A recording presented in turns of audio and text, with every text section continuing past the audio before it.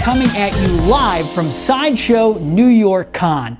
This is where you will see the best, the coolest, some of the newest that Sideshow has to offer. Right now, you're looking at me in the fine art print gallery, and I'm standing in front of some fantastic pieces. Of course, we're looking at Wonder Woman here in Themyscira. This is from Ian McDonald, a beautiful Killing Joke print by Ben Oliver. And of course, over here, we have our guy, our Boy Scout, Superman, Christopher Reeve's Superman, by Christopher Meadows, who actually we're going to have an exclusive interview with later on this week. Now, Sideshow New York Con for the next 5 days is going to be bringing you the pure con experience the best we can.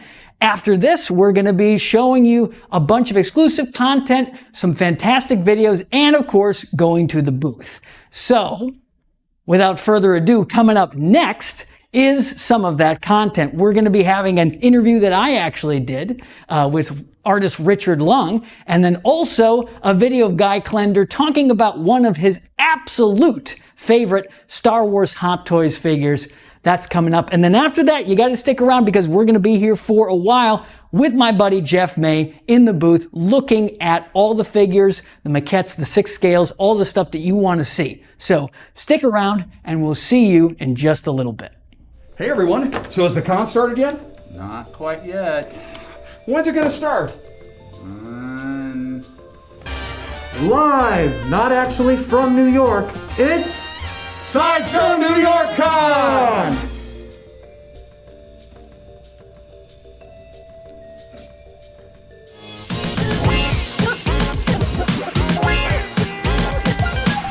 Hey everybody, and welcome to a very special Sideshow New York Con artist interview. I'm your host, Brad Gage, and with me today, I'm very excited. We have a guest, a Sideshow art director, Richard Lung.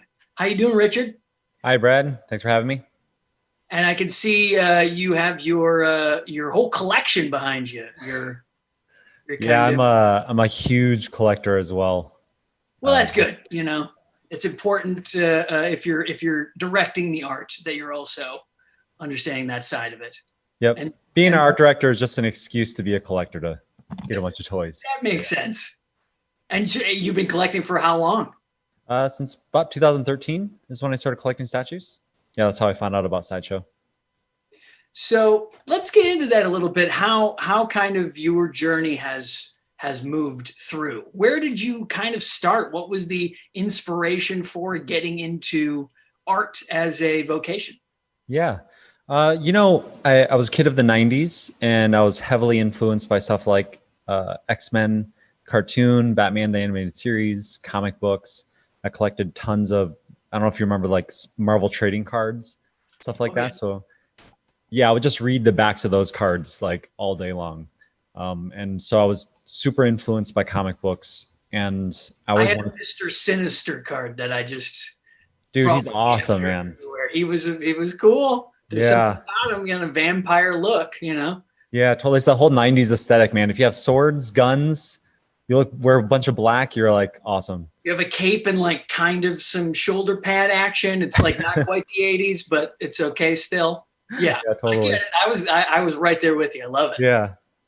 So that made me really want to draw comics. And, I drew all through as a kid. But as most kids and young artists, like it's really hard to sort of visualize yourself being a professional because you're comparing yourself to the guys you look up to and they're just so much better than you. But I tried my best. I went to school for editorial illustration, which is kind of like stuff you used to do for magazines and newspapers, like stuff for magazine articles. Like drawings in the margins, like what would be? Yeah, like I don't know if you've ever seen like in Sports Illustrated or something, they'll have a issue about, I don't know, back then, like steroids or something, and they'll have an illustration of a guy like running and his muscles being torn apart or something like that. So that sounds to me like you're infusing some of your other artwork into that. Yeah, I think so. That's what I would want to do. This one seems a little gruesome, Rich. The muscles are being torn off. Yeah. So, I did that for the first few years of my college, and I thought that's what I wanted to do because I think when you're young, you're not quite sure what's out there. And in my junior year, I discovered concept art for video games. And I think at that time, the internet was kind of like starting to grow and bloom, and that stuff was becoming more available to people to learn about. So once I saw that, man, I knew for sure that's what I wanted to do. So I taught myself 3D modeling, and then also kind of geared my entire portfolio towards concept illustration for the next couple of years. Then when time came to graduation, I applied hundreds of companies. I'm probably exaggerating a little, maybe 100. But I only got one reply and just tons of rejections. But that's all you need. You need one. Yeah. I just got my foot in the door. And I got a job at a video game company called Ritual Entertainment here in Dallas, Texas. And I worked there for like 7-8 years. My plan was only to stay in Dallas for 3 years and then move on, but I've been here for 14 now. That's how everybody just stays in Dallas. Yeah, I know. But yeah, I've been working in video games till about 2012. Then I worked on a Kickstarter for a board game called Cthulhu Wars. And that raised a ton of money. It was super successful. And that kind of helped spurred me into my my freelance career. And Cthulhu, sorry to interrupt you, but Cthulhu Wars, this is two Cthulhus warring against each other. Like, what? I thought there was only one Cthulhu. Yeah, no, it's it represents like the Lovecraft mythos, and there's a lot of otherworldly creatures and beings that are all powerful, and Cthulhu is one of them. And there's other ones like Nyarlathotep. Everybody knows Nyarlathotep. Yeah, everybody knows Nyarlathotep. And you pretty much, it's like a game of Risk where just giant monsters kind of clash and you try to dominate the world. And the design of a Cthulhu, I mean, pretty gruesome. I'm looking at your Instagram here.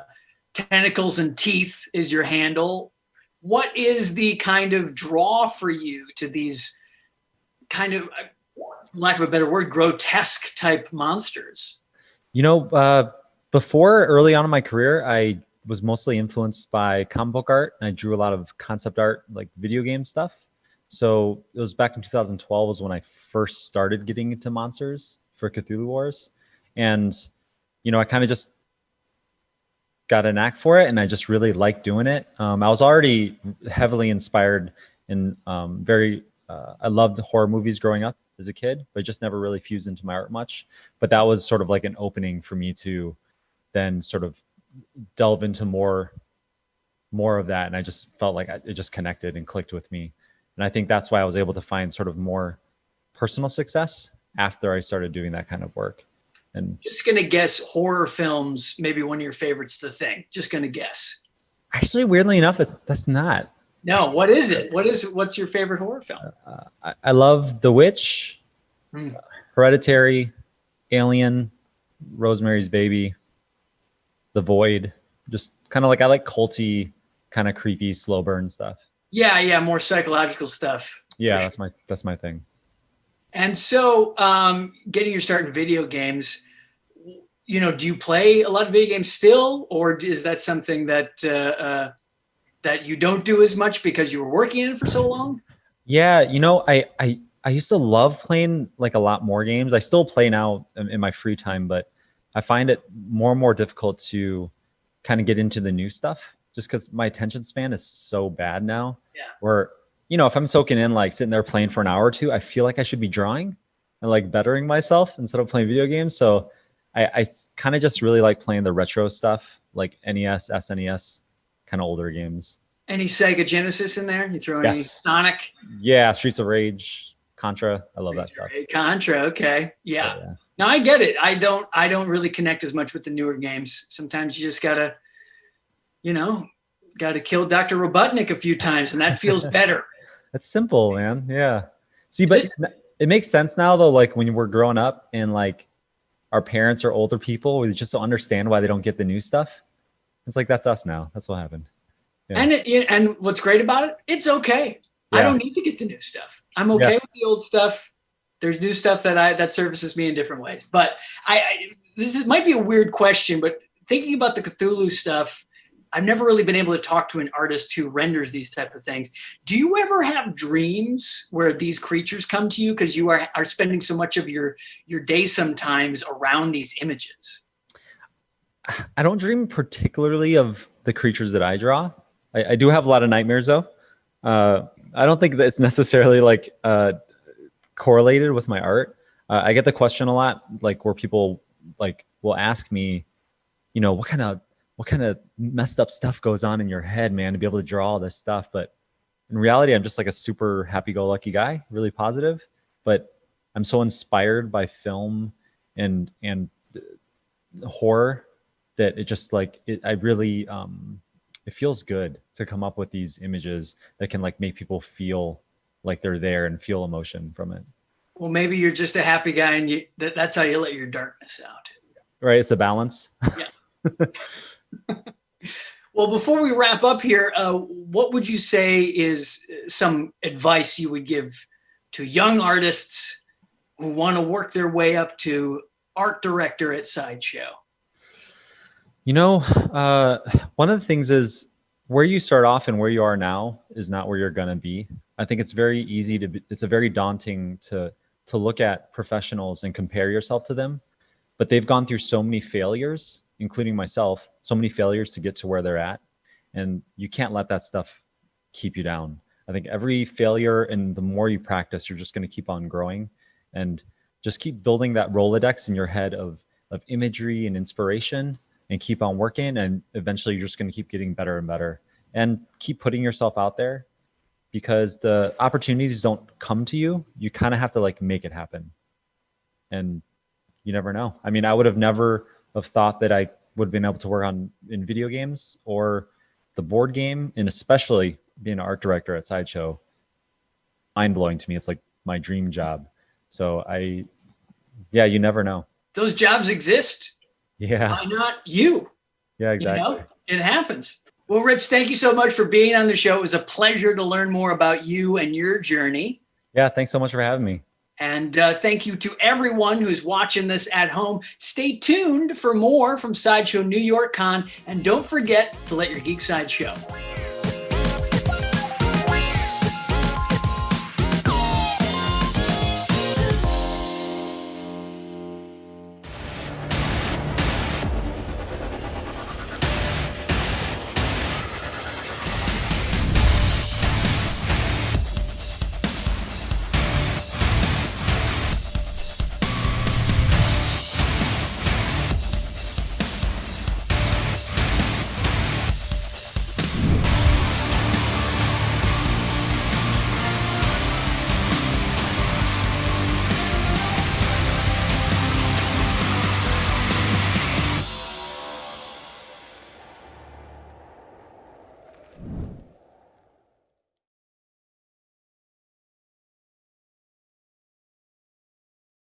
Hey everyone, welcome back to How to Be a Poser. Today we're going to be telling our own Star Wars story. And to do that, we'll be using the Boba Fett Mythos 6-scale figure by Sideshow. Let's get started.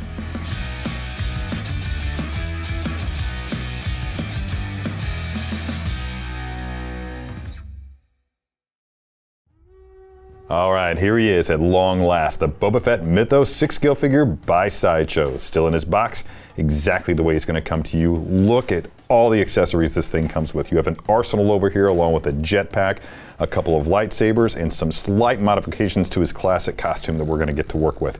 Can't wait to see what I can do with all this stuff, so let's get rolling. All right, Boba Fett Mythos, at last. I've been wanting to get my hands on this guy for a long, long time.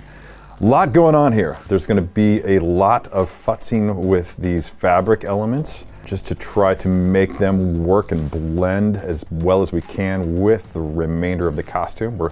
He is Boba Fett, obviously, and we don't want to cover all that gorgeous armor. A lot of work went into making that look as good as it did, so we should highlight that stuff. But first things first, we're going to have to dress the figure. And to do that, we're going to need his pistol, his jetpack, 3 lightsabers, a dagger. That's it for now. I'm just going to kind of wander around the figure here and just get an idea of anything I should be looking out for. Back here is where we're going to be putting the lightsabers. There's the holster for the pistol. There's a sheath there for the dagger. That's pretty self-evident. Just want to make sure that I know where everything else goes. Let's go ahead and put that upright. Go ahead and slide this guy in first because I think that'll be the easiest.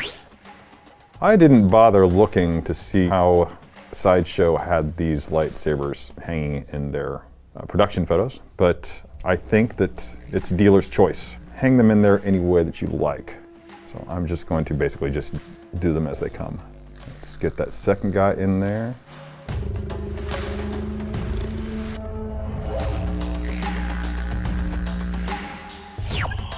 And there he goes, his trophies. The most feared bounty hunter in the galaxy is feared because he can take down Jedi. This is held on by a magnet. I don't know if Poser Vision is picking this up, but when it comes to magnets, I'm careful to just kind of use my thumb to push them aside like that. I don't like to pull because I don't want to run the risk that I'll break the glue. So just slide them off of each other and then bring the strap back over and let the magnet do its work. Now, here's the best part. Jetpacks are always the best part. I'm going to use an old method of mine to get this guy on. Let's just see how tight these things are first. Oh, that's great. Nice and tight. So when you lift them up, they kind of hover. That's cool. So I'm going to lift this up all the way, and hopefully I can get this one to do it as well. Yeah, perfect. Flip those D-rings up all the way to the top, and then you can bring the jetpack end over the top of both D-rings simultaneously, and then keeping an eye on the one in the back there. And then once you've got a grip, drop it down. I'm going to rotate it over because I can see that I'm just having issues with it. Now I'm just going to pull this down just a little bit because something about it was preventing, yeah, you can see that it's bouncing back up. I did a little bit too good of a job of flipping that D-ring up. So I'm going to bring it back down. Ah, there we go. Fully dressed, ready to go. This is going to be an interesting challenge. There's so many ways that you can let the wind play with it. You can let it fall limp over, just drape over the top of it like that. But that's just going to take some time and some effort and a little bit of love to make it look as good as it can. So I'm just going to play with that. Wookiee braids, man. Ever-present Wookiee braids. I don't know what Boba Fett has against Wookiees, but if we ever meet, he and I are going to have a talk because Wookiees are cool. All right, so I think that for the purposes of this pose, what I'm going to do is I'm going to have the wind blowing this way. And I want a gun in his hand, and I think that gun isn't going to be his usual blaster. I think it's going to be this really elegant-looking modification to a classic Star Wars blaster. And I'll worry about the cape thing later. I just want to test it a little bit just to be sure that what I'm doing is going to work. Yeah, that's going to look fabulous. Okay, so next we got to switch the hands. Again, in true Sideshow fashion, you've got a wrist peg with every hand. So being really careful not to put pressure on anything that might be remotely breakable, like this. Go ahead and get that wrist peg up into its home. There we go, we got it. So I just want to test. Yeah, you got a good range of motion on that arm. That's awesome. Let's take this gun. Purists out there will call me out for calling it a gun and not a blaster. But I still maintain that while not all guns are blasters, all blasters are most definitely guns. I kind of wish that I could get that to rest on his knee, but that's just not going to be a thing, I think. So let me just see what happens when I bring this back. I was kind of hoping that I could get him resting this gun over his shoulder, but that's just not going to happen. So we'll correct. You can probably tell already that I'm just kind of letting this pose organically determine what it's going to do. What will be the best hand for cradling this rifle? Okay, get that hand back in its home. This strap is kind of hovering, so I kind of want to address that a little bit. Let's see what's going on here. Okay, I see what happened. I just trapped the strap with the hand, so I need to pull that loose so that it can just kind of fall naturally. Yeah, look how nicely that grips. Definitely this hand was made for this blaster. As I'm working this pose, and as I make the adjustments to the fabric, that might change the way that I pose the figure. So right now I'm just going to try to create some pleats in this bit of costumery so that I can pull it aside and we can see the familiar costume of Boba Fett. I don't want to cover that up without actually hiding it. I kind of want to minimize the presence of this comma, or whatever it's called, for lack of a better word. So what this involves is basically just a lot of patience and a lot of experimentation. There's a lot to work with here. Let's just let this fall a little bit further back there. Good, okay, bring that back. Actually, you can use these straps to kind of hold that fabric in place when you're moving it back. And that kind of helps the pleats to stay. Okay, now to come up here and take a look at this bit. I'm just going to spin this around. Now you can see that I knocked this strap loose. If that's going to be a thing, I'll just wait until the end to fix that. That'll be one of my finishing touches. See how that's turned upward like that to expose the underside, and we want to kind of hide that. So I'm going to tuck that back down and just gradually work that wire to make it fall flat. Wind is going to be coming from this direction, and I want it blowing this cape away from him.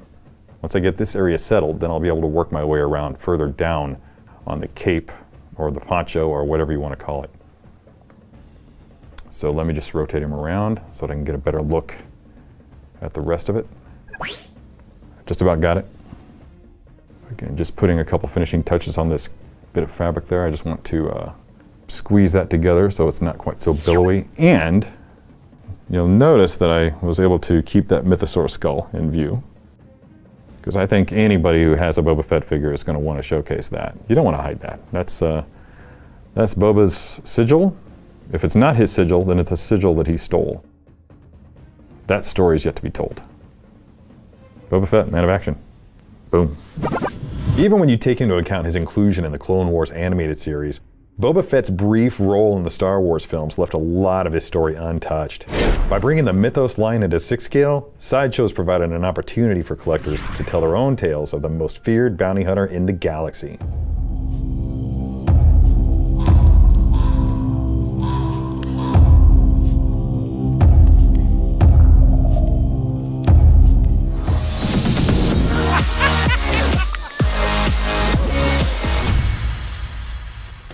Hey everyone, well I'm told to come on in here and take a look at what we're going to be looking at next week. So, news to me, let's see. Hey, Star Wars! Remnant Stormtrooper! This is the first Mandalorian figure to come out. Television Masterpiece series by Hot Toys. That's another new thing to see. Let's take a look. Okay. Oh. I thought these guys were incredibly cool. They show 2 on the box, and well, I know I'm gonna want to have a second one. You got an army build with your stormtroopers. Oh, man, this is neat. He's beautiful looking. Let's open that up real quick. Look at that. Wow. Check him out. I cannot wait to look at the articulation and all the little details on this one right here. Additional hands, weapons, his base, all of it. So Monday, July 27th, on the first unsealed and revealed post-con, we are going to take a look at Hot Toys 1/6 Remnant Stormtrooper from The Mandalorian. I'm Guy Klender, and don't forget to let your geek side show.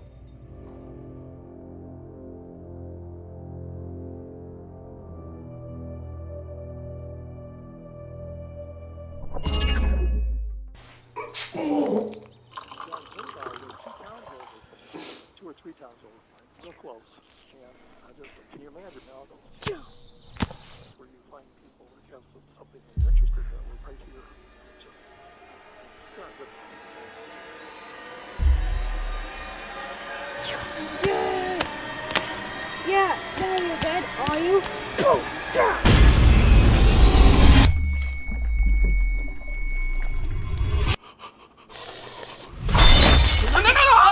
Not your kids' toys.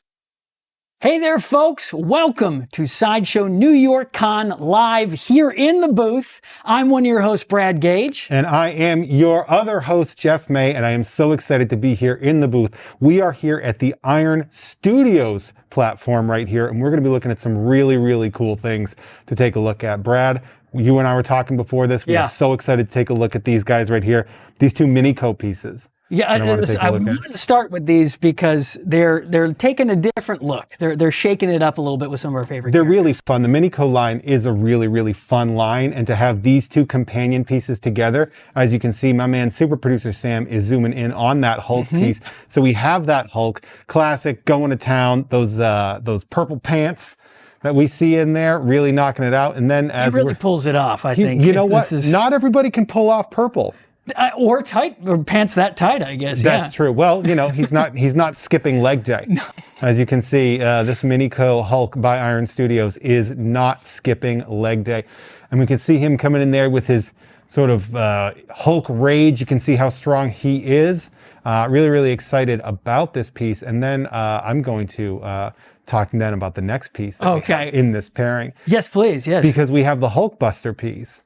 Now, this Hulkbuster piece goes perfectly with the Hulk piece, as you can see, sort of countering the rage of the Hulk piece. You see him sort of stoically getting ready to deal with it. Yeah. You know, you can see him kind of like he's recharging a little bit, kind of assessing the situation, or about to run in a 400-meter dash. Yeah, Tony makes a plan.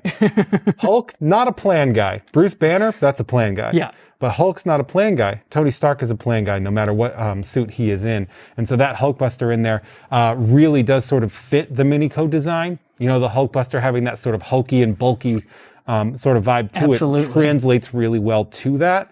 So I'm a big fan of that. And these two pieces specifically, you can see that they have the matching road. They have the matching road bases that work together. So if you are... They're working together. Yeah. So if you're a fan, and I think we all remember sort of seeing this on screen for the first time and sort of geeking out. Oh my God, yes. When he calls up Veronica, and then you see it happening. You see that big battle going through. And what I love about these Minicos is, to jump in here, you know, it's rare that I would call a Hulkbuster cute, but... or a Hulk for that matter. Right. It's definitely one of those things. I really like that. Now what we're going to do is we're going to send my man, Super Producer Sam, to the other side We're going to rotate around. And we have a couple more Iron Studios pieces that we want to take a look at. Some really unique pieces, actually. I am stoked about this. As you can see right here, we have the Iron Studios Deluxe Deadpool 10th scale statue. I love that they do this in a 10th scale, Brad. Me too. I think it's, you know, it's got all of the jokes, I think, is my favorite part about this piece. They really did nail that in there. The specifics of the joke. It's kind of an I Spy for a second there. You got to really look in there and be like, oh, there's a reference, there's a Wolverine. Yeah. Oh, yeah. And one of the things I like about this piece that we don't often get with a Deadpool piece is we oftentimes get, and rightfully so, because it's such a cool design, full mask. Right. With this one, we got that mask pulling up. We can see him having a good time, smiling. He maybe needs to put a little lotion on. Some Neosporin, something. Some aloe vera, maybe. But taking a look at that Deadpool piece, you're right. They crammed so much in there. It's basically just filled with Easter eggs and filled with little gags, and I really, really like that. Now, one of the pieces, before we go to the center of the podium, I want to take a look at the Silver Samurai 10th scale piece that we have here. This is a character I don't know too much about. That's why I love this piece. Yes, I'm guessing you can fill me in a little bit, Jeff. Yes, Silver Samurai, the classic X-Men villain. We got to see a little bit of him sort of on screen when we watched the Wolverine film from back in, I don't know, a couple of years. It seems like 1,000 years ago. A little bit. It was really great. A classic X-Men villain that, in my opinion, never gets the right sort of love. It doesn't get the love that he has deserved. And so to see them really commit to doing a Silver Samurai piece and in that sort of 10th scale style, I'm all in. And they did not go easy on the silver. That is a shiny guy. Well, the name would seem silly The name would seem a little silly if he didn't really bring it up in there. But I love that samurai armor. Brad, I don't know if you knew this about me. Before I was working here, I used to teach Japanese history. I didn't know I used to teach about feudal I knew Japan. you were a teacher. I didn't know that you were teaching about feudal Japan. Among other things, feudal Yeah. Japan was a part of it. So to see, I really love that sort of samurai vibe that they brought in. The storylines in the X-Men comics with Wolverine in Japan. Historically accurate, all of them. All of them, of course. Very of course. clearly. But I really love that we see this piece sort of get the respect that Silver Samurai deserves, because I don't feel like he's a respected enough character. Well, I think he should be respected for how many chops he got in the Sentinel arm over here. It's really... Yeah, he didn't mess around. No, No, the he- wires have been cut. He worked. Which one do you cut? You cut all. You know what? Yeah, You go in on that many swords and you're going to want to use them. It's true. Now let's go to the middle here, because Yeah. this is a piece that I know people are going to be really into right here. It caught my eye for sure. It's kind of a timeless moment with the man, the myth, the legend. It is. As you can see, we have the Stan Lee statue by Iron Studios here. Again, a similar scale. I'm not 100% sure if he is officially 1/10 scale. I didn't get his official height. But as we can see, a really, really great piece. There's so many iconic chunks of this, of his history in there. When you look at all the things that he co-created, being a part of that with the Spider-Man, he's making the web slinging thwip. You can see the Iron Man helmet there, the X-Men on the box. You can see, as if Super Producer Sam wants to sort of circle to the left a little bit, you'll see a Mjolnir there. Yes. And I believe a Captain America shield. And while, Captain America classically brought back into the Marvel Universe by Stan Lee in Avengers #4. Taking an amazing co-creation by Joe Simon and Jack Kirby, bringing it into that modern Silver Age and really making it work and leading to what we now have. I mean, he is the one who gave us this golden era Yeah. of comic books and movies, really. Yeah, it really is. It really is one of those things where if you yourself are a true believer, I think this piece is really going to sort of speak to you.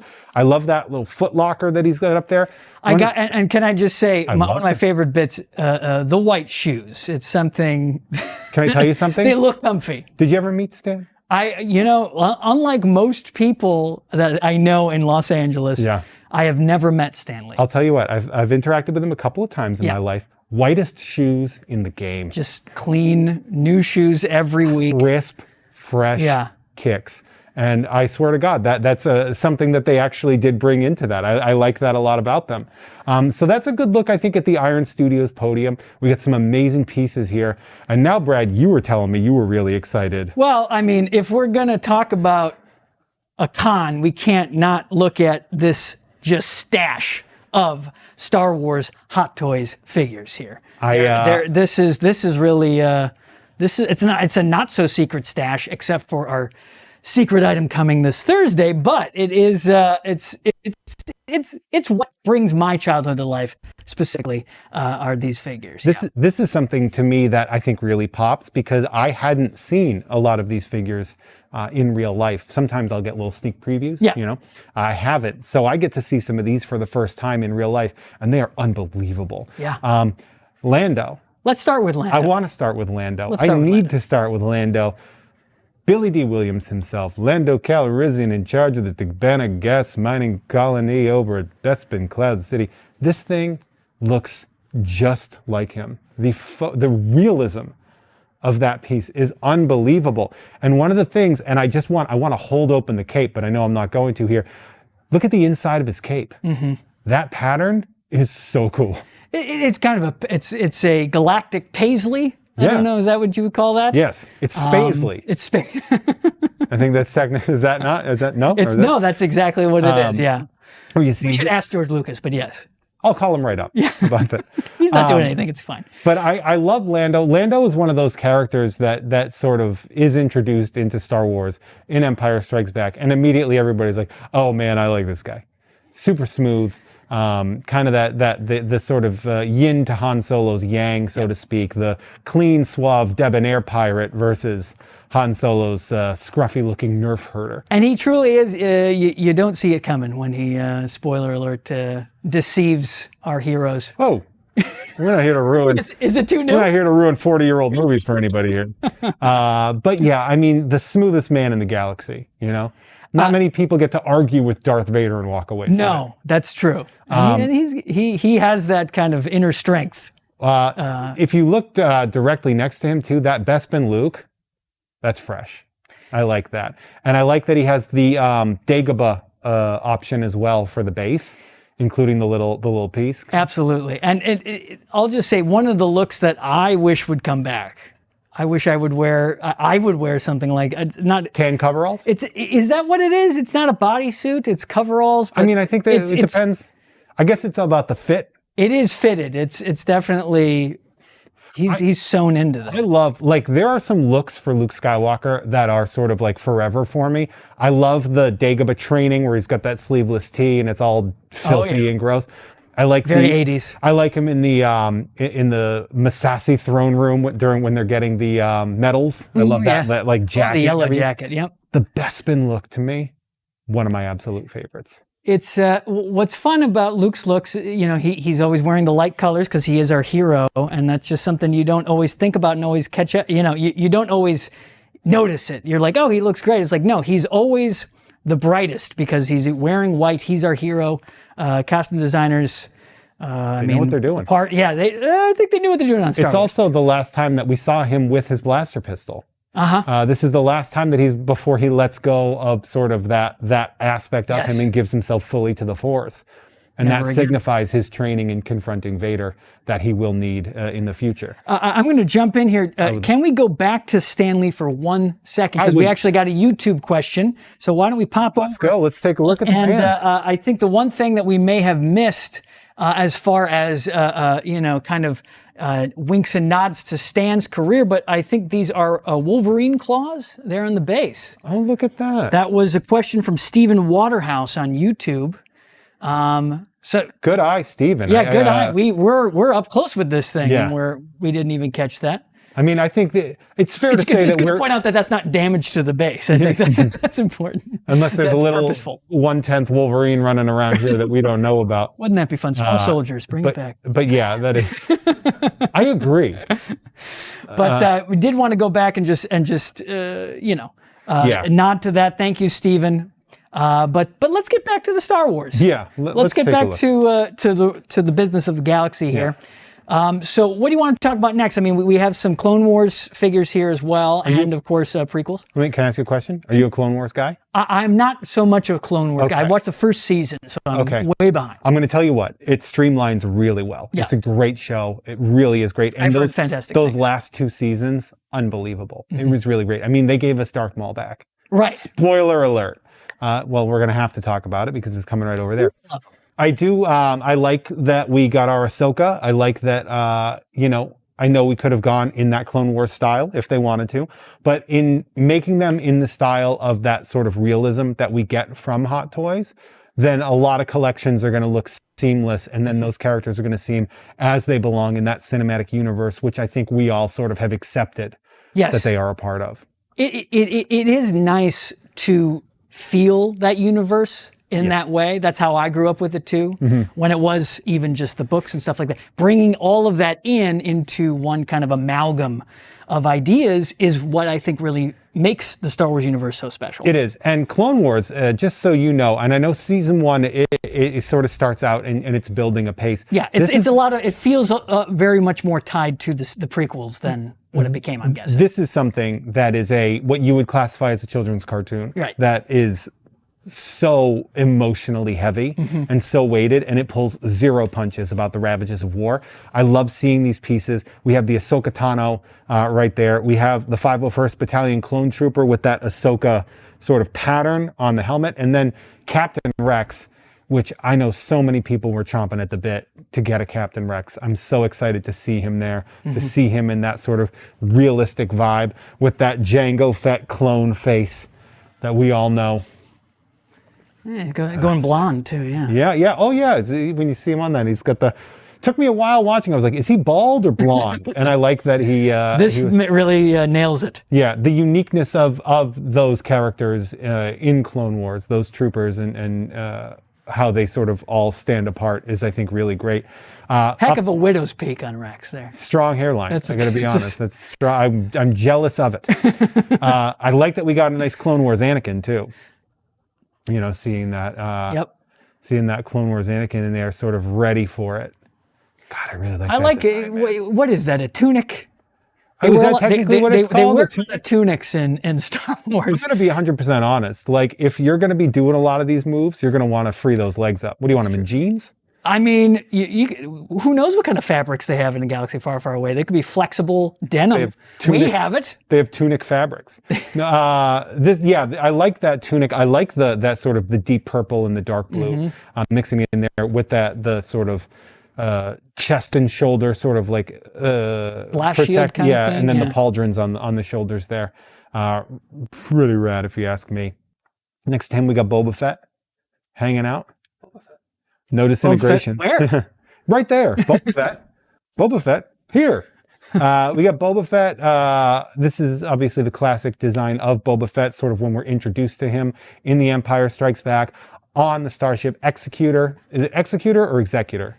I thought it was Executor. I always called it Executor, but maybe the Empire didn't want to be like that aggressive about it. It's a Superstar Destroyer. Yes, it is. And we see a lot of really strong Empire Strikes Back pieces in here. Empire Strikes Back, my favorite movie of all time. Hard to argue. I don't think a lot of people would say, no way, that shouldn't be your favorite. It has everything that you would ever want from a myth. Yeah, it has a slug in space. That's all I wanted. So I do love that vibe. If anybody knows me, they know that I'm a big Bounty Hunters fan. IG-88 is my favorite character in Star Wars. I'm a Dengar guy. Oh, you're a Dengar guy. I'm a big Dengars. He was Boba Fett's best man. I feel like the Tales of Bounty Hunters really it is. It can get it's us no longer canon. Right, but I that's understand, okay. but it did warm my heart. I love the Boba Fett design. There's a reason this character is so popular, and that Hot Toys really pulled out that design and really knocked it out of the park. I love the Wookiee braids. Coming down there. Yeah, and the posability, as always, is just part of the fun. Yeah. Hot Toys has really knocked it out of the park with Boba Fett's. I'm going to move one over because I want to take a look at Snowspeeder pilot Luke here. I love the Hoth battle. It's a heck of a way to start a movie. It's really intense. Yeah. And so I love that this character here has the grappling gun, as well as that sort of thermal grenade.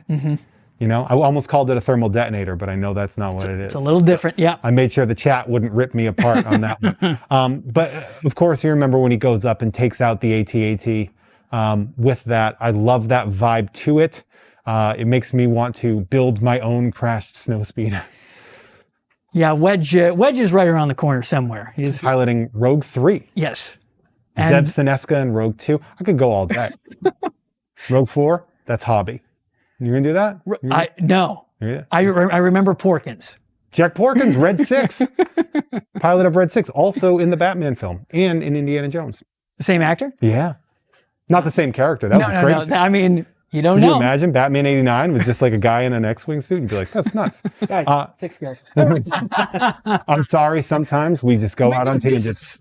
They get it. The folks get it. Okay, you guys get it. Yeah, I do love this piece right here. It looks like he has just come out of a crashed snowspeeder. Yeah. What I want, Sam, I'm going to need you to take a look at the damage on the outfit here, because that's the thing that, if it's at all possible for you to see, that the scuffing and the staining of that, like, it's been through a lot. Yeah, it's a little scorched. You got some, some darkened ash on there. He just crashed. He just crashed down. He lost Dak, his gunner. He's ready to take out this AT-AT. And he does. It is, it just looking back to, like, the first time you see that movie, it's like, oh, they have these giant things with 4 legs that walk. Incredible. This was the first one I saw of Star Wars. Oh, really? Okay. Yeah, that was as a kid. That was the first one. I was like, I don't know what's happening, but this is my favorite thing in the world. And it stuck with me. Right behind him, we have a fan favorite. This is Darth Vader, as you can see from The Empire Strikes Back. That base is telling us that we are on Cloud City. We have that sort of the sliced through piping that we see during the lightsaber battle with Luke Skywalker. Gotta wonder if somebody lost some Wi-Fi after that, huh? Yeah, it's going to be a hard day. I keep losing my signal. Wonder what that was that he sliced down there. We have the join me pose. You know, when you see him, this is the join me. Yeah. Man, I told you this was my first movie, right? I didn't get it when I first saw the film. Now I look back on that scene, I can only imagine what it must have been like to see this movie in theaters. Well, there's footage of that. People freaked out. Everybody just freaks out. I would love to know, and I obviously can't see it because I'm doing this, but in the chat, if there's anybody watching that got to see that in the theater. That's a great question. Anybody got to see Empire Strikes Back, or maybe if you caught it second time around with the special editions, maybe if you remember that too. And maybe that was your first time seeing it. But just let us know in the chat about some of your early Star Wars experiences in the theater. Speaking of early Star Wars, take a look at this Clone Wars era Obi-Wan that we have here. Taking a look It's funny. He's having a quick Zoom chat there with Anakin, even though he's right next to him here. Yeah. Hey, buddy, just turn your head. You know, it's one of those things where you want to surprise somebody. Turn around, Anakin. Hey, what are you doing right now? Yeah, exactly. Yeah. But I really do love that Ewan McGregor face that we have in there, that deep concentration that we get with the character. I'm a huge fan.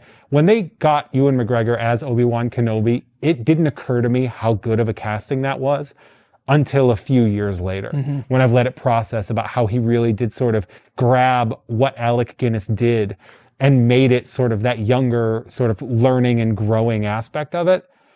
This right here really shows his strength as a general.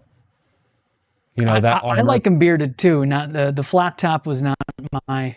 I wore that look for too many years. Did you have the Padawan braid as well? I didn't, but I had friends who did. I know that when we think of Obi-Wan, we think of the classic brown robes. My favorite design for Obi-Wan is Clone Wars General. I love that he has the sort of clone trooper-esque armor sort of over and around the tunic, wherever his pieces are, wherever his sort of limbs are visible. I really like that about him. I think it's a really cool vibe. Well, are we gonna look? Let's look next at the Coruscant guards here. We got a couple of them just before we get to our devil in disguise here. These two got a little weathered in the armor here too, but there's some fantastic detailing. You know, real fabric in between the armor going on for these guards. I really love seeing that whenever we do sort of an episode of Unsealed and Revealed with Guy Klender, when he goes through these, and he really likes to show you all the fabrics and everything in there. That sort of like that underclothing that you wear on there to prevent the chafing and stuff like that. Trying not to say as many copywritten names as possible. Obviously, Coruscant guards, Coruscant being the seat of the the Galactic Senate. Yes. And eventually the Imperial Empire, I guess you'd say, the center of the Empire.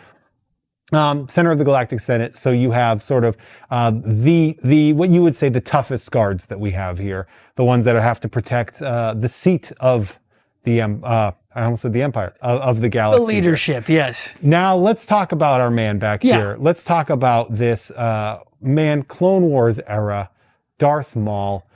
I am a huge fan of the character. I still have a Darth Maul blanket that I got for graduation in 1999. I love the character, love the design. I was bummed that we didn't get a lot of him in Phantom Menace. To see him come back 15 years later, unbelievable.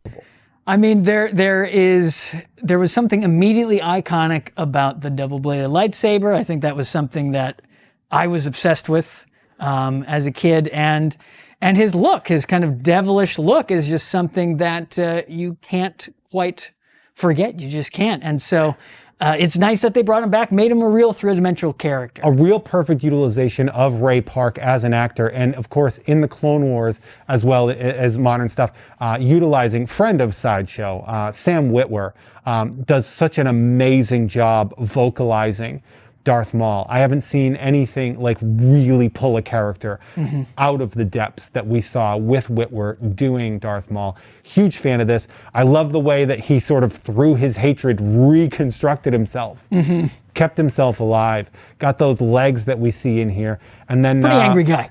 He's pretty angry. You saw Solo, right? Yeah. That ending, when you see the talk, and then you see the metal legs go down, I lost it in the theater. I'm hoping that they do a Lando. I can only hope they can make a Lando. A Lando movie. film. I think that would be great. Yeah, it. I would love to see more of Darth Maul in the films. I love the character.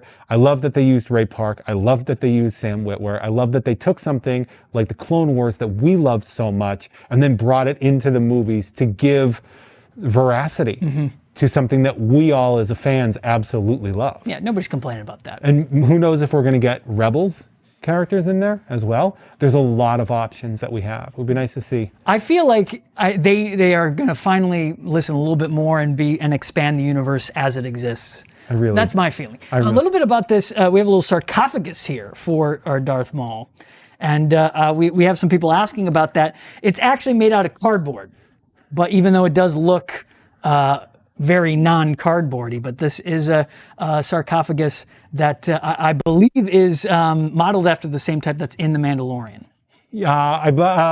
Perhaps, yeah. I know that there is a scene, a shipment in Rebels where he is in a sort of prison like that. So that very well could be that as well. I actually don't know, and I feel weird. Yes. Speaking out more about something that I'm not 100% sure of, but there is definitely in Rebels, we see him in prison where you can only see his eyes. But yeah, that's a pretty cool addition to the piece. And of course, getting a little 360 look. Yeah, there, yeah. Look at that. And let's not. We can't breeze by our little guy, huh? Sam, I'm going to have you. Yeah, we're going to have you come on over. Come on. Well, before we get to the big little child, we have right here is a little placeholder because we are bringing to you an exclusive Hot Toys Star Wars figure this Thursday, October 8th. So that's why you're going to want to stick around here. Here at Sideshow New York Con, we have a lot of exclusive stuff happening, and you got to stick around to check it out. So, without further ado, though, let's talk about... We have the child here. From the smash hit Disney Plus series, The Mandalorian. We have the Hot Toys 1-to-1 scale, The Child. Now, I could say a million things about this. What I'm going to say is, how cute is this? I mean, cute. It is amazing. World-changing. Yeah. I mean... Heart-melting. It is really, really great. So what we're going to do is we're going to let it marinate for a second with everybody. Just let those eyes do what they will to you. Just really get there. Very excited for the next season. So I'm stoked about that. Can't wait to see what's going to happen. I mean, I don't think there have been many shows, at least this year, that people have gotten more excited about. This is, and it is every Star Wars fan's dream. Yeah. It's a totally new story, using the world, using characters we know, or characters who remind us of characters we know. A lot of fan service in that show, and I really like that. But that's what it's about. When they brought as fans. When they brought the old troop transport from the old toy line, it was like, are you kidding? Because why not? So great. There's no reason not to. And so you bring, a character like the child in here, the mystery that goes along with it. Very excited to see that there. Now, you told me that I can choose the next place I mean, we have definitely thoroughly dove into these Hot Toys. And now, I mean, we have a whole booth. This is a con. We do. So if this were a con that you were at, what would you be inspecting next? My first thing would be to jump over to the Spider-Man stuff. Let's see. Let's take a look at Spidey. I'm a huge Spider-Man fan. I told you this off camera. My 21st birthday, I got my license photo in a Spider-Man Halloween costume. That's how much of a Spider fan I am. Oh my gosh. gosh. See this, I know it's like I'm proud of it, but like some people weren't. So we have right here the Spider-Man versus Venom maquette by Sideshow here. Two of my absolute favorite characters. Venom, the evolution of the character from his first appearance in Amazing Spider-Man number 300. Todd McFarlane doing those designs, sort of like Eric Larson, sort of evolving him with sort of the teeth, the big long tongue, the jaw. We have seen this iconic design start to develop, and the character is more popular now than ever. I mean, I'll say heck of a movie, and also it's the type of character who just as a kid, you connect with it because there is this obsession with slime and goo and he is that sort of he's that photo negative of Spider-Man, right, where you have a fun, freewheeling, small spider character, and then you have this hulking, angry, bully, serious, rage-filled monster that is running around feeling, at least the Eddie Brock version of the character earlier on, feeling like a victim and wanting to take out his own problems out on Spider-Man, and how that came through. The only character that never triggered Spidey's sense. What a cool thing to have on here. And this scene in particular. Yes, it sticks with you because this was one of the first moments for me as a fan understanding like story structure and going, oh my gosh, he figured out the bell tower with the vibrations, and I just thought it was so ingenious, and still do. It's one of those things where before I started doing stuff with Sideshow, I mostly just looked at sort of like the art, like how it looked. But I never really looked at things like the bases. Yeah. I mean, I saw them and I was like, that's cool, but I never really used the story that came about. And the story from this base is fantastic. I really, really love that. And then it's funny because next to the Venom, the Spider-Man versus Venom piece, we have the Spider-Man premium format where he is he's doing his job while sort of thwarting Doc Ock. And that is the classic thing about Spider-Man in these battles, doing multiple things at once. Each arm, each limb, doing something, thinking or acting before you even see him think. And he's clearly in the middle of that right here. There's so much web being thwipped around and something behind him that he's going to have to take care of. It's a real entanglement here. Quite literally a real entanglement. And it's funny too, because Spider-Man is one of those characters where when you think of Batman, for example, you think of the Joker as an archenemy. When you think of Superman, it's a Lex Luthor. Spider-Man has so many archenemies. I think of Doc Ock as being number one, tied with Green Goblin and Venom and all that. So I am a real fan of this piece right here. I also love that we have this sort of the squint in the eye. Yeah. I love whenever the eyes would make that adjustment. Well, because you don't think it would. You think it's just a mask. So, I mean, these are some fantastic pieces. We almost don't even get enough time to talk and truly geek out over all this stuff. But we are going to take a little bit of a break here and show you folks a little bit of some clips, an episode of How to Be a Poser. But before that, I want to talk a little bit about these shirts you've been watching us these right here? around in. Yes. Now, these shirts are only going to be available tomorrow in between the first and the second live Sideshow New York Con broadcast. Okay, so that's going to be between 11 a.m. Pacific and 2 p.m. Pacific. That is the only time when this is going to be available. So definitely be ready on your phone at the keyboard to get these. I love this taxi. I love hey, I'm wearing a shirt over here. Hey, I'm wearing clothes like I'm legally obligated to over here. Yeah, it's good. These are really great. I love this. I love this shirt. It's a thin. I think it's a cotton, but it's a blend. It's really breathable. It's a fantastic shirt. You're definitely going to want to check that out tomorrow between 11 and 2 Pacific. I like that, and we should go check out and see what Terry Smith has going on. Our buddy Terry. Okay, here you go. A little bit of How to Be a Poser. She has the strength of Hercules, the wisdom of Athena, the speed of Mercury, and the beauty of Aphrodite. She is... Pepperoni? Wait, that's not the line. It's supposed to be... Do you want pepperoni on your pizza? Huh? Uh-huh. Are those my Wonder Woman cos babies? Yeah.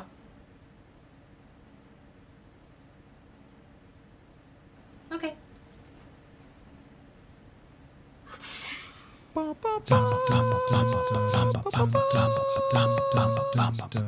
Hey everyone, welcome to Strike a Pose, a new web series by Sideshow where we pit 3 contestants against each other in a 6-scale posing competition as they fight to win the figure they're posing. Each contestant will be given 10 minutes to pose the same figure as best they can. The posers will be given a rating from 1 to 10 on 3 categories: creativity, character, and composition. The pose with the highest score wins. All right, let's meet today's contestants. On my left, we have Chris. Right there in the middle is Eric. And to my right, Nathan.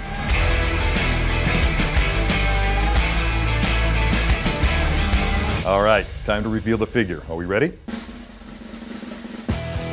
Oh yeah, it's Sideshow 6-scale Deadpool figure. I'm actually really jealous that one of you is going to get to take this home. I don't have this figure. Is everybody ready? Yeah. All right, let's do it.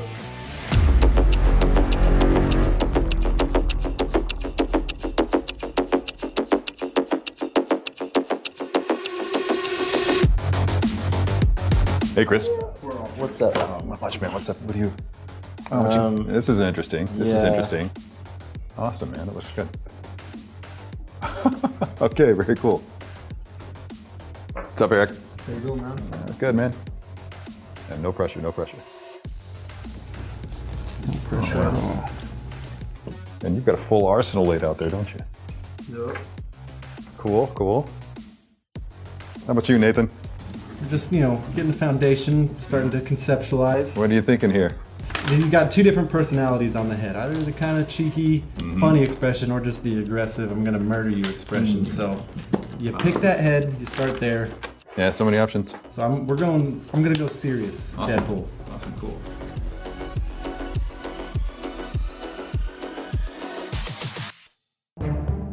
All right, everybody, stop. I'm gonna throw you a little bit of a curveball here with this, okay?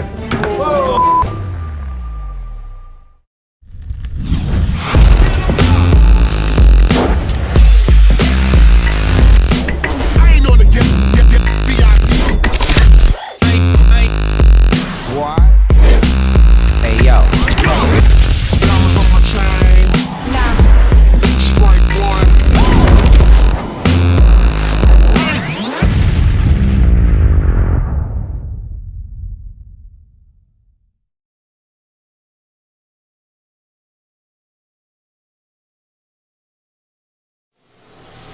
All right, everybody, stop.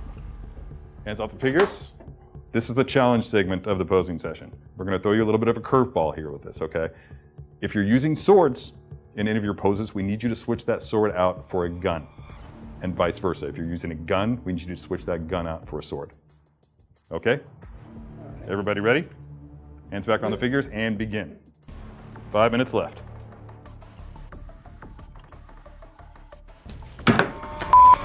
Oh, figure down. Okay, guys, we have 1 minute left. Are you finalized and wrap everything up? Just put the finishing touches on it.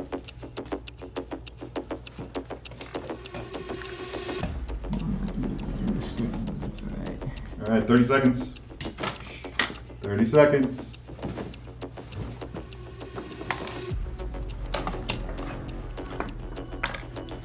It's like a Luke. 10, 9, 8, 7, 6, 5, 4, 3, 2, 1, 0. Hands up.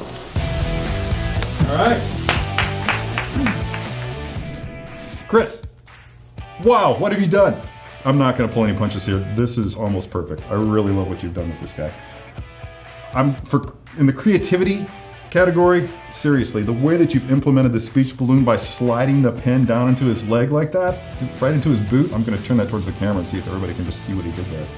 That looks spectacular. I think that the only thing that I would mention here is how maybe you could have just made his leg just fall a little bit more natural. The way that it's pointing up like that, that's not the way that a human leg would be laying if he's laying on his side like that. You just want to rotate the leg a bit to the side, bring the foot around, and just have it flat on the ground, and maybe even give it a little bit of a bend too. It doesn't necessarily need to be straight out. Apart from that, man, job well done. Thank you, Terry. Hey Eric, how you doing, man? Good, man. How you doing? Good, good. Talk to me a little bit about what you were going for. So first, I was going for a Deadpool pose with his pistols, kind of like smelling, the smoke? The gun smoke. Yeah, the gun smoke, right? Barrel, yeah. But then y'all threw a curveball at me, and I was like, damn, what would he do now? He's like, all right, cool. I'm just gonna grab my knife, stab myself, I got no more ideas, leave a thumbs down, you know? So. Seriously, so you basically gave your reaction to the whole Yeah, switching. exactly. I was like, nope. This is like the purest sense of breaking the fourth wall. You couldn't have done that any better if you tried. Which, wow, that just you just reacted that way, and I love that. I love that. I never would have picked that up if you hadn't explained it to me. But I like what you did. Thanks, man. Nathan, how's it going? Good to see you again, man. Thank you. Yeah, looking good here. You shared with me earlier on that this is actually your first attempt at posing a 6-scale figure. First time ever. I'm a statue Wow. guy typically myself. Okay. Yeah. You like to let other people do the posing for you. Totally. Yeah. And I think it shows. Yeah. Not judging at all. Billy, I swear. Okay, so talk to me a little bit, man. Tell me the story of how this came to be. Well, I'd started out, we had that conversation about doing the mean Vicious Deadpool, holding the big gun, and again, you guys threw that curveball, so I thought maybe like a flying kung fu kick, he's chopping your head off, and giving you, the okay sign all in one. All right, putting a little bit of action in the Yeah, action figure. yeah. Right? Okay. I'm seeing that you really pushed the boundaries of your experience. You brought up the degree of difficulty for yourself after the challenge round. We made it hard for you, and then you went ahead and made it harder. And that's commendable. What you've done here is you've tried to get a little bit of balanced, free-floating, flying action to the character, and that's really hard to do in the best of circumstances, even for somebody like me, and I've posed hundreds of these things. When you're doing the flying kick, you really want to get that leg up and kind of rotate that foot in even more. Also, just kind of rotate the torso into the direction of the kick. When you do that, I think that might actually just give you a little bit better balance. There. Gorgeous. Got it. Okay. That worked out. All right, scores have been tallied, the results are in. You guys ready to hear who the winner is?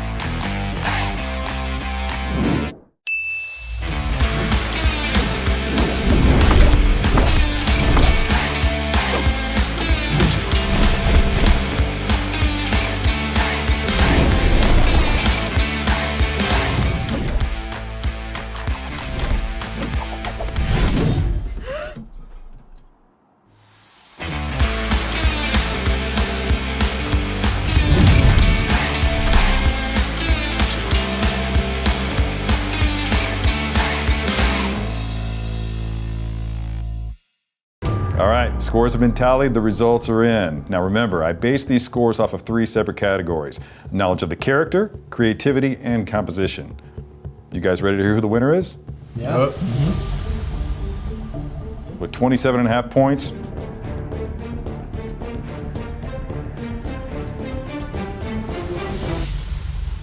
Chris Spearman.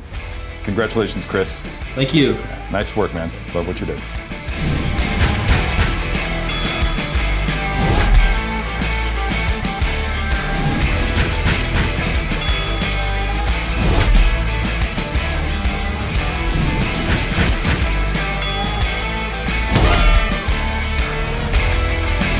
All right, thanks for watching the premiere episode of Strike a Pose. Feel free to let us know who you thought won the competition in the comment section below.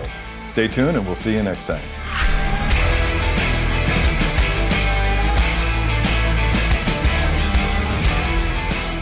I'm Matt Mullen, art director at Sideshow, and you are watching Sideshow New York Con.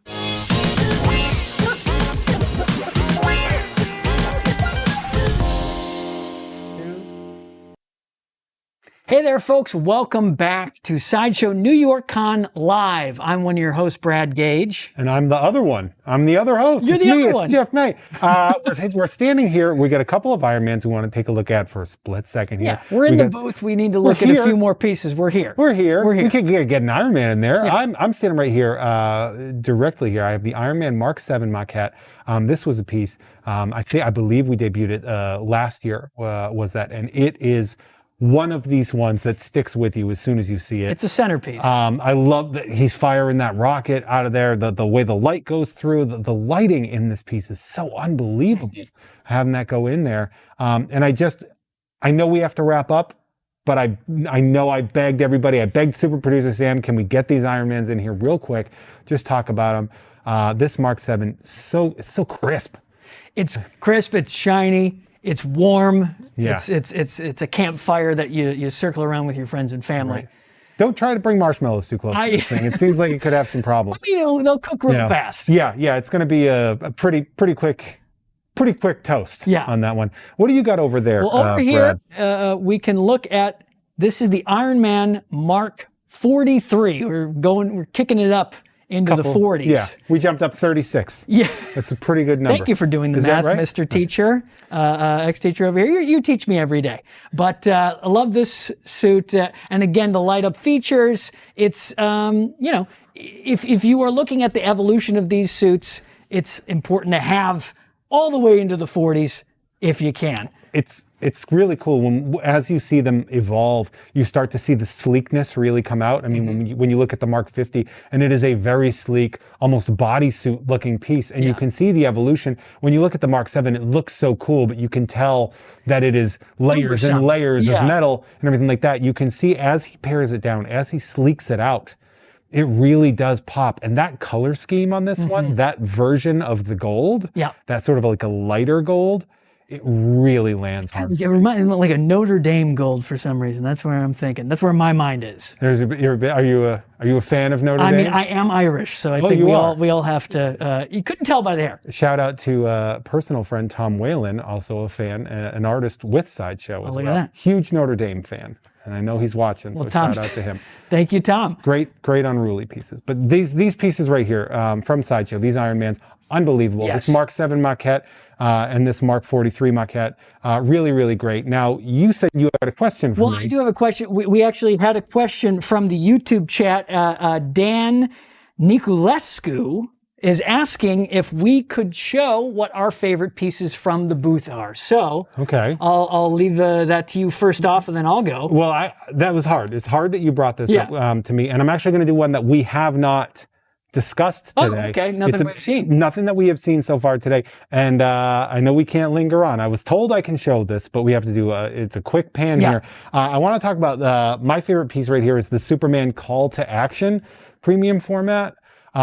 This is one of those ones that when Sideshow really announced it, it kind of like everyone just melted at how amazing this piece is. One of the most beautiful pieces, the pose on that. With Superman, we often get a lot of like, I'm standing here, I'm Superman, and that's really impressive. This piece showing Clark really getting ready to work, going at it, that sort of lunge forward. You see him sort of stepping in that puddle. And you're kind of like, was that there, or is the foot? I know, he's so strong. Did it there? He's just squeezing the water out of the street. The cut of the fabric is just so rad. I mean, the mixed media on this piece, where it's not just polystone, which always looks great, but that real fabric clothing that you have on that, it is unbelievable. I'm not even a huge Superman fan, and this piece is one of my all-time favorites. Shout out to whoever worked on this at Sideshow. I believe Tim Hansen may have been the art director. Shout out to him, because this piece is so good. I absolutely love it. I know we didn't do a lot of DC stuff in here, and I would be remiss to just ignore that this piece is here.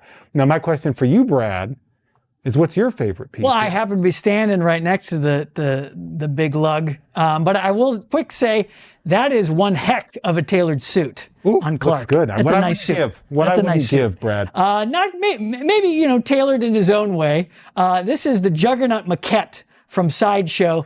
Has been a favorite piece of mine since I took it out of the box. My baby took it out of the box, and it's just something that draws my eye every time. The pieces of shrapnel that are flying all around. It is an action shot for the ages, and I'm just, hard not to like Juggernaut. Such a great character. I love Juggernaut. I loved him. I actually hunted when I was a kid. I got his first appearance. Oh, wow. I believe it was X-Men number 12, I believe. I chased it down. Not in the best condition, but I loved it. And I love this piece right here. The size of him, it kind of reminds me of, did you ever play Marvel vs. Capcom 2? Exactly. That like Juggernaut's so massive and so big and so powerful and intimidating. And you get that intimidation in this piece. It's funny, we both picked lunging forward characters, but doing vastly different things. One of them's going to help. Another one's going to help himself to Yeah. some Yeah, destruction. it doesn't look like a lot of helping is going to happen with the Juggernaut going through. It's funny too, because Juggernaut is such a fan favorite character, and a lot of people, myself included, find him very underutilized, which you would have to do because he is such a powerful character. He is such a force of nature. Really, really well used, especially in Jeff Parker's Thunderbolts run when the Heroic Age started about almost a decade ago at this point in time. Such a great character, and to see this piece, I mean, I'm intimidated by the size of it, for one. That's definitely part of it. And I think that's, I've seen a lot of the YouTube comments on that unboxing. It's just like the size of it. It's just draws so you intimidating. immediately. You see him sort of smashing through the Danger Room, I believe, and really going to town.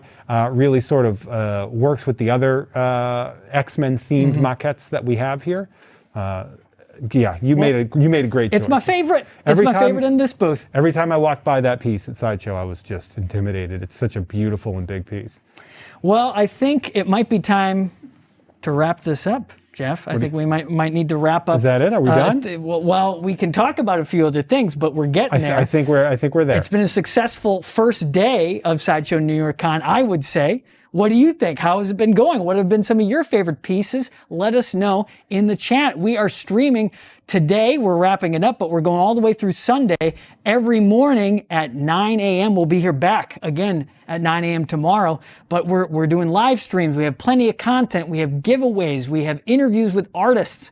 We have more episodes of Strike a Pose, which you just saw. It was not How to Be a Poser, but it was Strike a Pose. It's all right. We got there. We figured it out. We still shouted out Terry Smith. It was right there. You saw what the title was. Yeah. But we have some exclusive pieces, some exclusive content, and as much as we can give you of Sideshow, we are doing this week. Yeah, there's a lot of great content coming out through Sideshow. So make sure you hit up the social channels if you haven't already. Hit like, subscribe, and smash that notifications bell, because there's a lot of stuff coming out that you are definitely not going to want to miss. Also, don't forget, tomorrow, that's going to be Wednesday. Yes. You're going to want to make sure to grab one of these amazing sets available only in that middle time between the morning and the matinee show, I believe, right? That's between 11 a.m. Pacific and 2 p.m. Pacific. That's the only time you can get this shirt. Yeah, and then 2 p.m. you have that matinee going through. We have a nice matinee. That's what we're calling it, and I love that. Brad, thank you so much for spending time with me. Hey, I think name a more iconic duo other than the two that we're looking at right now. This is just the X-Men version of us right here. It's just, I mean, you're that do Wolverine. you feel like a Sabretooth? I feel like I'm more of a Sabretooth, Okay. unfortunately. I mean, this is one of our newest pieces, and I feel honored to just be next to him. So to close us out, thank you, Logan. Thank you, Sabretooth. And I guess there's nothing else to say except for don't forget to let your geek side show. Thanks, everybody. We'll see you tomorrow. See you tomorrow.